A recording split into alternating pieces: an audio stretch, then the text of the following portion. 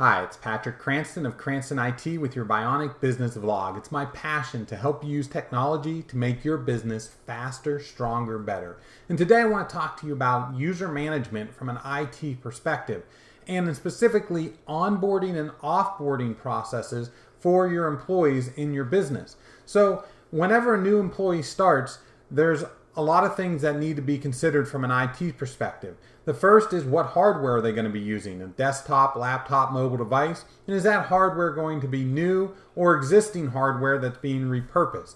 And then after determining what hardware is going to be needed, is what software are they going to have access to? And so what software licensing is going to be needed? Most software today is being sold on a per user subscription basis. So you may have to add a subscription or repurpose an existing subscription in order for that user to get access. And then other things like email account. Everyone still uses email, so do they have an email account up and running?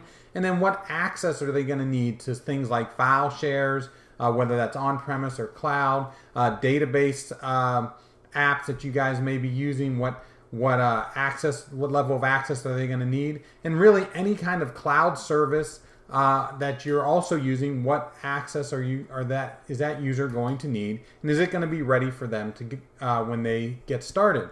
So now it's best to have a written process in place, and if you have different departments in your company, you should have an onboarding process for each department specifically for your IT needs. And then that's good for either internally, or if you're working with an outside IT provider, they then know that Joe is starting in sales, or Bob is starting in accounting, or wherever the position is. They know a set of guidelines that they can follow when that user starts to make sure that their onboarding process is as smooth as possible.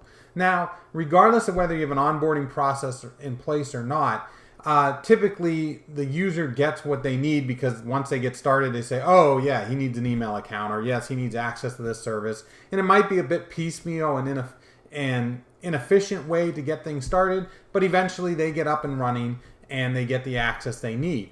A more important process is the offboarding process, because if a user leaves, whether it's by willingly or unwillingly is leaving the company, you need to make sure that you're recapturing all the hardware and software licenses that they've been using so that you can reuse that for other purposes, or just shutting down their access so that they no longer continue to have access to your different services.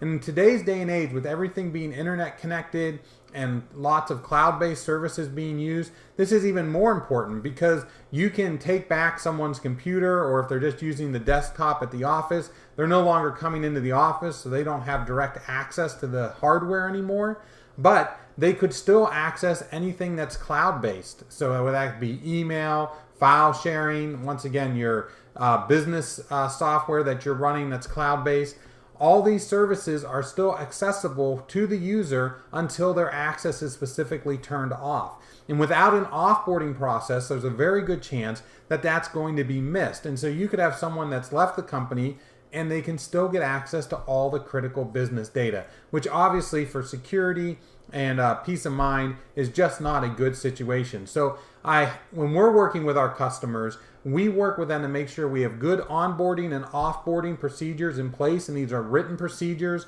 oftentimes based on the position that the client or that the user is working in, and that these are followed when a user leaves. So we get a notice saying, hey, this user's starting or this user's leaving on this date, and then we just automatically go in and make sure their access is turned off.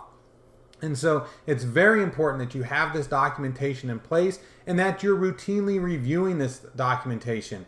Typically every 3 to 6 months is a good time period to review the documentation and make sure nothing's been missed or changed or overlooked from the last time you looked at that. If you found my information helpful, please like and share this video. If you have feedback or a question, please post a comment or send an email to ask@cranstonit.com, and I'll try to answer it in a future video.